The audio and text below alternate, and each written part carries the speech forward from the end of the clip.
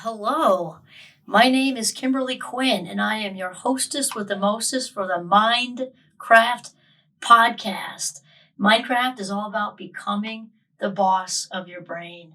And it actually stemmed out of a course I teach here at the beautiful Champlain College in Burlington, Vermont, which is about just that learning all the different ways to just sort of live your best life, really, to be honest. So, today, what I kind of want to talk about is something very, very basic, and it's also a cornerstone to the course, which is sort of the idea of mindfulness. And because I think lots of people get confused about this, as confused sort of with the different forms or methods or types of meditation, and mindfulness really isn't. It kind of stands alone, I guess. I think of it as meditation on the go because it's not really like you have to sit in a cave as a Zen monk, eating yogurt. I mean, not that we don't love monks, but we really don't need to do that. It's also not even referred to as a meditation always. Sometimes you'll hear it as mindfulness meditation, but really it's its own thing because to be mindful is simply to be present in this moment without judgment. That's the biggie, and as if your life depended on it. And that's sort of a paraphrase of John Kabat-Zinn, who's the master himself. And I guess the reason I like it so much is I like it that it's about being alert and awake and attentive, because whatever we're paying attention to is all that's going to make it into long-term memory. That's just a fact.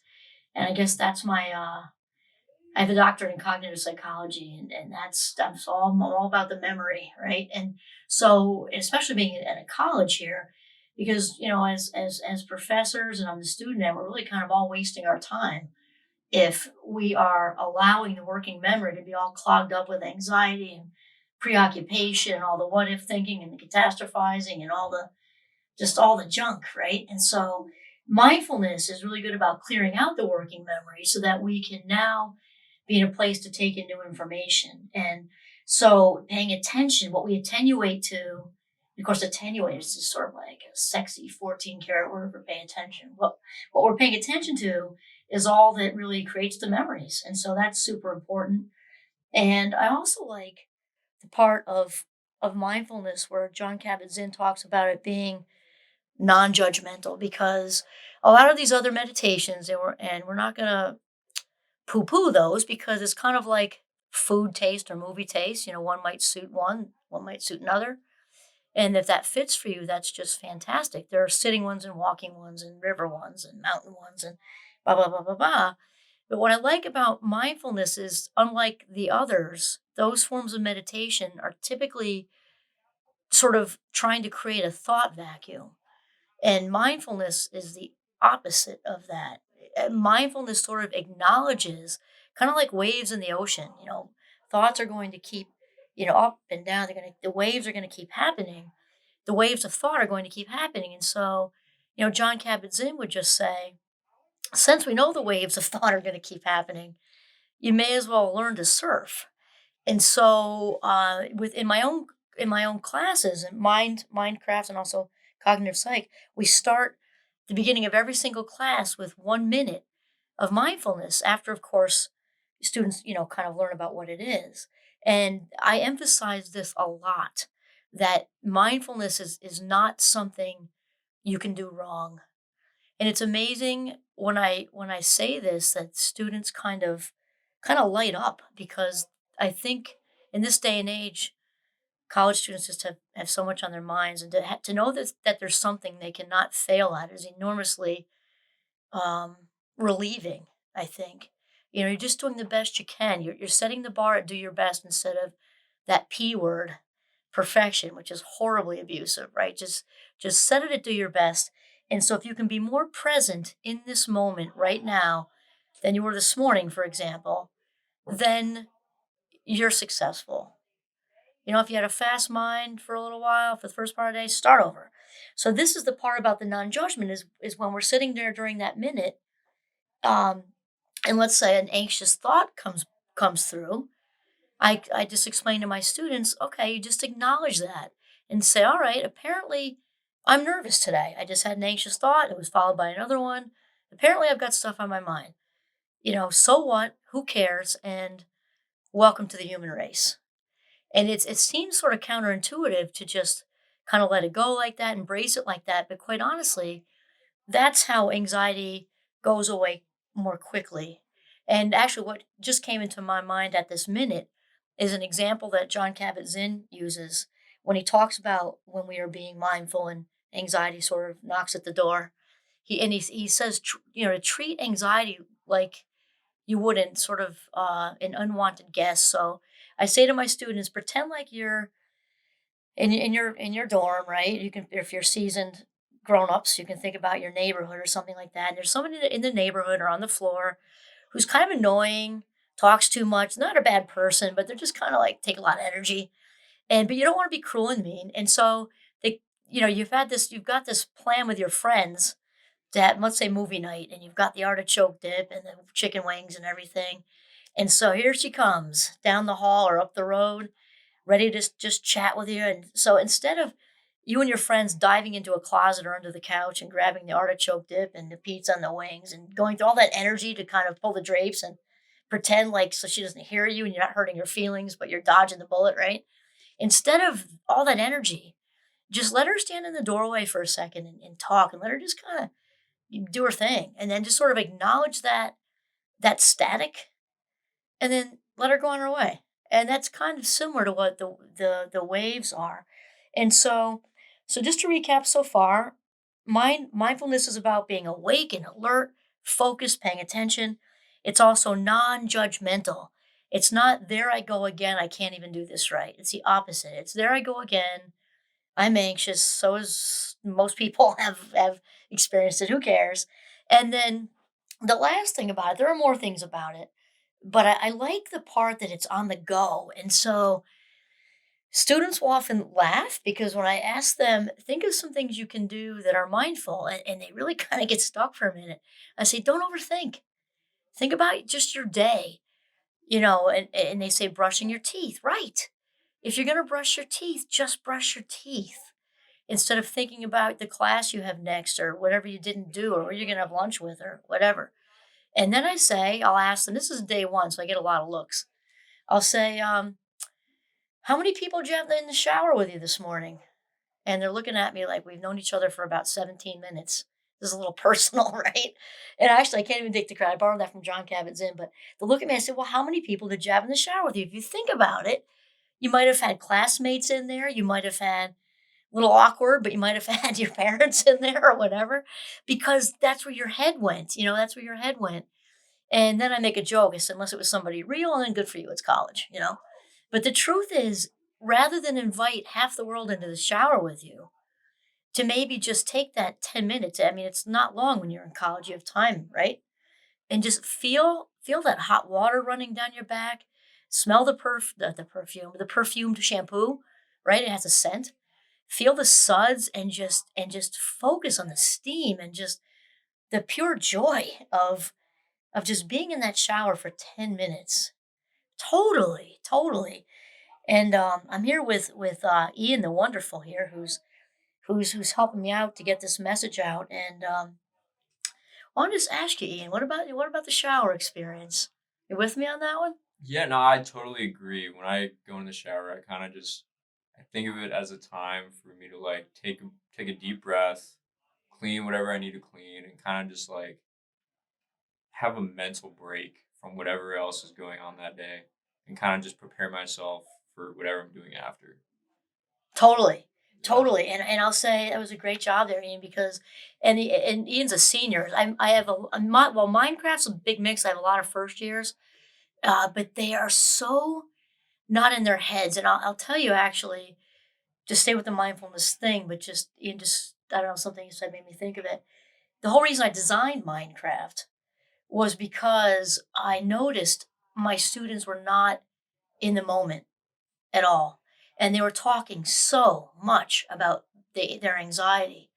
and also depressions, which are just two sides of the same coin. You can't have one without the other, right? Definitely. So I sort of in response to all this talk, they were saying anxiety, they were saying depression, and all the other words, just a lot of what if thinking, a lot of catastrophizing, just a lot of, and of course, while that's happening, we started talking about our life minutes, right? There's only so many. And we tend to think that they're infinite, and they're not. And especially at younger ages, we really tend to think they're infinite. And really, Ian, why I designed the course, and I was so on fire with it, I pretty much put it together in a weekend. I mean, it did come out of a previous class. That's not entirely true, but I was so full throttle on a mission to get this here at Champlain College that I was just like pedal to the metal, to crank it out. Mhm.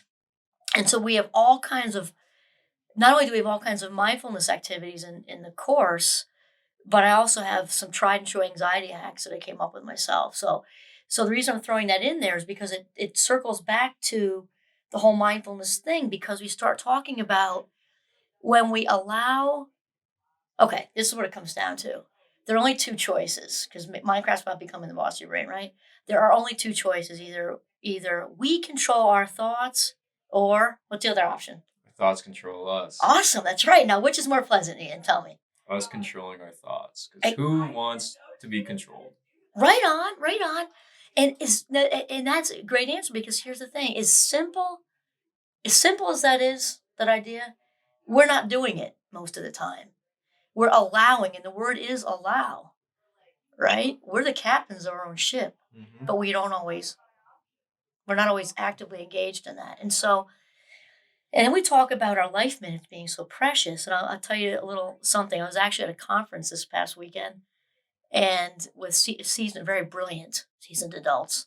I'm just separating that from young adults. Brilliant young adults too, but age wise, right? Yeah.